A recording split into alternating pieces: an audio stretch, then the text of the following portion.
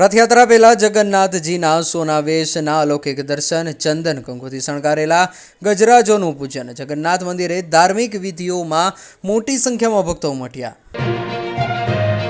ફૂલપાડા અને અમરોલીના કિનારે 4 થી 5 મગરોનું સામ્રાજ્ય. માછીમારી કરતા નાની બોટ પર મગર ચડી ગયો.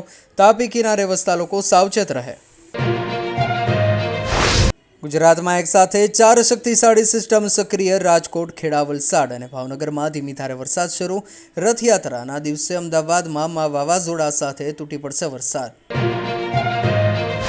અમદાવાદમાં હવે 2 ડીઓ કચેરીથી શાળાનો વહીવટ ચાલશે. સાબરમતી નદીના આધારે શાળાઓનું વિભાજન. પૂર્વમાં 1484 અને પશ્ચિમમાં 831. કુલ એમસી હદ બહારની સ્કૂલો ગ્રામ્ય ડીઓમાં આવશે.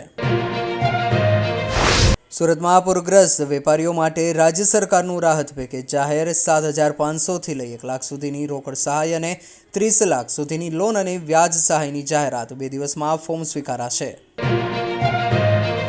બાવળા સરખેજ હાઈવે પર ટ્રિપલ અકસ્માત. કચરાને કારણે એક્ટિવા સ્લીપ થતાં ડમ્પર બસ અથડાઈ. ઇજાગ્રસ્ત ટ્રાફિક જામ.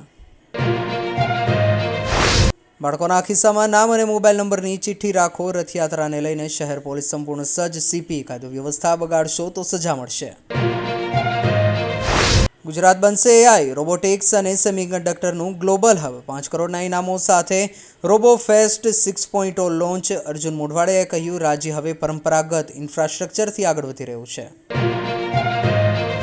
મોરબીમાં વોટ્સએપ ગ્રુપ હેક કરી ખંડણી માંગનાર રીઢો ગુનેગાર ઝડપાયો. વિદ્યાર્થીઓના વાલીઓ પાસેથી 30,000 પડાવી 10 લાખની ખંડણી માંગી. રાજપીપળા પોસ્ટ ઓફિસને બોમ્બથી ઉડાવી દેવાની ધમકી. સાઉથની અભિનેત્રીએ પૈગંબર સાહેબનું અપમાન કર્યાનો ઉલ્લેખ. ભરૂચ ડિવિઝનને મેલ મળતા પોલીસે તપાસ હાથ ધરી.